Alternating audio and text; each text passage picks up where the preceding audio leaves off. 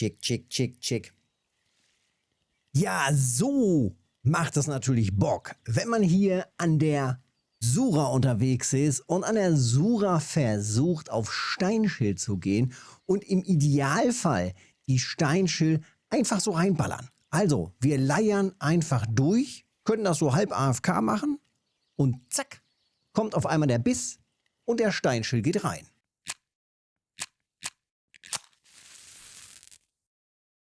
So, und direkt nochmal auswerfen und direkt nochmal probieren, denn natürlich klappt das nicht immer auf Anhieb, aber es klappt schon immer wieder mal ganz gut, dass man hier einfach steht und nebenbei geht Steinschild rein. Wenn man das natürlich aktiv machen will, kann man hier einfach sich hinstellen und jiggen. Auch das funktioniert wirklich ganz gut. Ja, man muss vielleicht doch noch ein bisschen an den Ködern rumfeilen, denn der Köder jetzt gerade, der ist schon sehr wild. Also da gucken wir gleich mal in den Kescher rein, was da alles drauf gebissen hat. Der Big D91 hat mich angewispert und meinte, Alten, guck mal hier, Steinschild, Steinschild Trophy und so weiter. Also hier ging ein bisschen was. Und ja, es sind hier immer mal wieder schöne Steinschild drin. Und so macht das doch auch Bock. Also die nehmen wir doch gerne mit. Steinschild, einfach einen Fisch, der ab einem, ja, ich sag mal so um die 500 Gramm plus, glaube ich, da war so die Grenze. Dann ist das auch kohlemäßig schon wieder ganz interessant. Heute noch tatsächlich am Windenbach noch ein paar gefangen. Also ja, das Ding geht tatsächlich auch ganz gut vom Silberverdienen.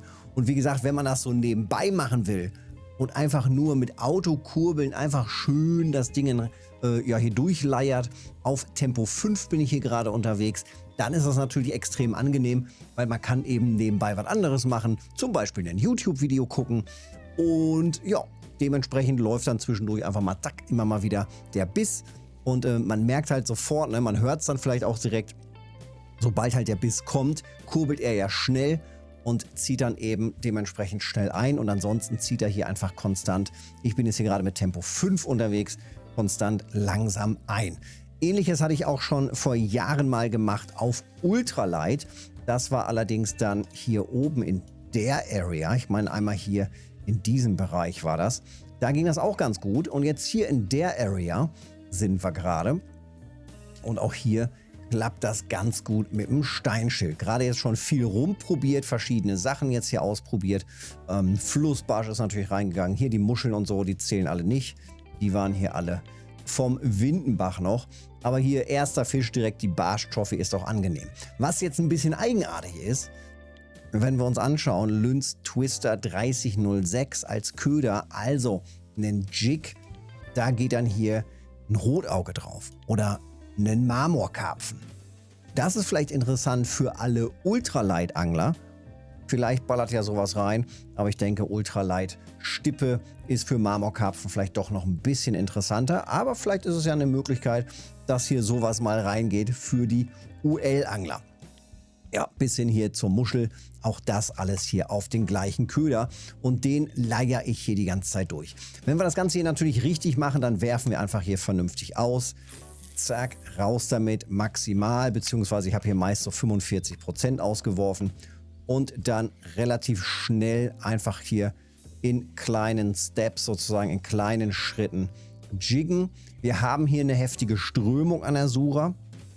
Dementsprechend muss man ein bisschen rumspielen, dass man die passenden Jigköpfe hier hat, dass man ein gutes Gewicht hat, dass der nicht zu leicht ist und die ganze Zeit der Jigkopf quasi weggespült wird, beziehungsweise dass dann vielleicht der Gummifisch da oben dran so viel Auftrieb hat, dass dann eben der Jigkopf nicht wieder schnell genug runterkommt und dementsprechend dann eben hier die Jigführung nicht mehr wirklich funktioniert. Das ist halt immer wichtig. Wir wollen ja hier auch richtig in den Jig rein. Das ist halt, ja, ich sag mal, am effektivsten eigentlich, um hier auf Steinschild zu gehen. Noch besser dann natürlich auf die Uhrzeit wiederum achten. Wir wollen im Idealfall auch so in Richtung Abendstunden da dann auch nochmal rein. Denn da lohnt sich das aber auch nochmal richtig. Nichtsdestotrotz beißt der Steinschild eigentlich den ganzen Tag über. Also wir haben durchaus die Möglichkeit, dass die halt ja, den ganzen Tag immer mal wieder reingehen. Vom Setup her habe ich das mal so aufgebaut. Ich wollte hier nicht mit Braid reingehen. Mit Braid, das war der Beitrag, den ich gesehen hatte. Geflochtene Schnur als Vorfach ist allerdings sehr, sehr, sehr gefährlich, gerade auf Jig. Hier sind ja auch Hechte zum Beispiel. Also das kann sehr schnell durchgebissen werden. Und ich glaube, wir müssen hier nicht mit einem geflochtenen Vorfach reingehen, wenn wir hier durchjiggen. Also Fluorocarbon ist da schon ganz gut, relativ sicher auch, also bis sicher. Und das passt, glaube ich, ganz gut, wenn wir hier lang jiggen. Man kann natürlich deutlich feiner reingehen. Ne? Er war, glaube ich, mit Big D war, glaube ich, mit um die 3-4 Kilo nur unterwegs. Hat damit dann auch eine Trophy gefangen. Also man kann sehr, sehr, sehr schön fein reingehen. Ich wollte allerdings erstmal testen, was geht überhaupt hier rein? Was haben wir denn hier für Fische? Und das ist natürlich auch immer wichtig. Man muss ja erstmal wissen, was könnte hier reinballern. Wenn du hier stehst mit einem 3-4 Kilo Setup und du hast auf einmal einen 5 Kilo Zander da drauf, dann bist du erstmal locker eine halbe Stunde im Drill. Oder es geht hier einen Wels drauf. Auch das ist ja durchaus möglich beim Jiggen. Also da muss man tatsächlich immer ein bisschen vorsichtig sein. Erstmal vielleicht ein bisschen größer reingehen und dann hier locker mal runtergehen. Vielleicht einfach nochmal 3 Kilo runter. Ich denke mal so um die 5-6 Kilo als Vorfach. Ist, glaube ich, eine ganz angenehme Geschichte. Hier auch beim Fluorocarbon. Weißt du was, wir machen das einfach mal. Gucken wir mal hier. Hier 5,5, das sieht auch gut aus. Ich habe hier auch einen 6er Haken genommen, ein bisschen größer noch reingegangen. Und dann eben hier diesen Twister. Das sind diese ganz kleinen 1 Gramm 3 Zentimeter Twister. Ich hatte gesehen, er war hier auch mit dem pinken wohl unterwegs. Aber zurzeit hatte ich jetzt nur den 6er probiert. Und der hat tatsächlich auch ganz gut geliefert. Größentechnisch muss ich gleich mal gucken. 760 Gramm bisher der größte. Also da geht durchaus noch mehr. Aber es ist immerhin eine Möglichkeit, um hier auf Steinschill mal zu gehen, mal ein bisschen zu jiggen und ein bisschen zu probieren.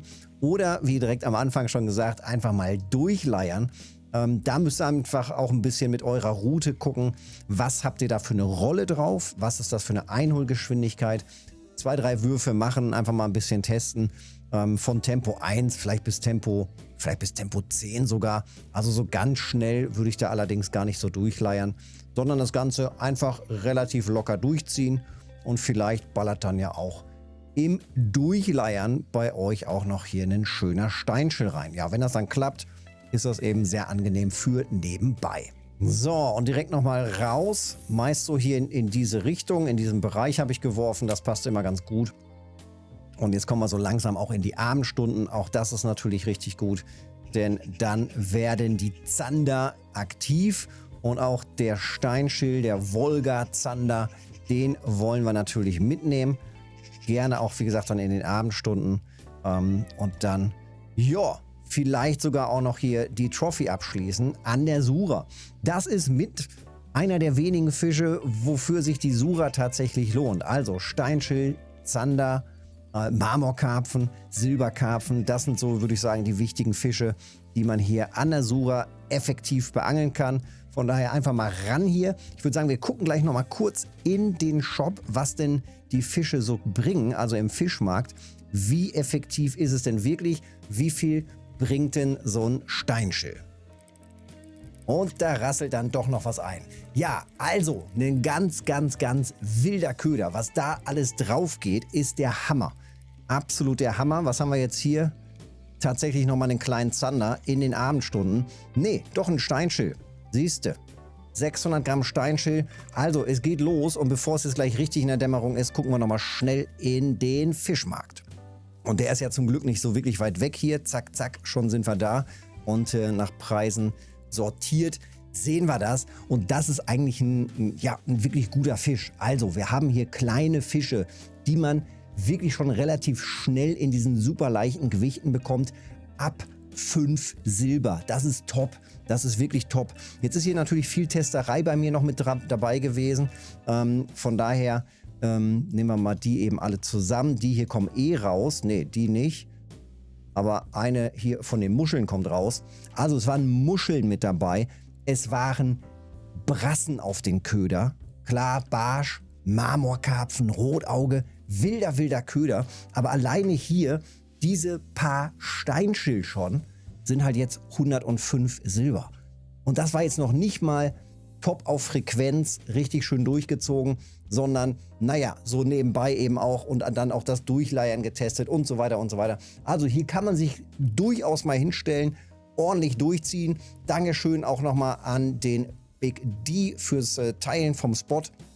Gute Stelle, kann man wirklich mal machen, gerade wenn man eben noch den Steinschild als Trophy sucht. Da natürlich dann nochmal versuchen, extra fein reinzugehen, aber eben auch aufpassen, nachts können dann eben die, die wollen wir nicht, die Zander reingehen und die will man dann natürlich nicht auf dem feinen Setup im Drill haben.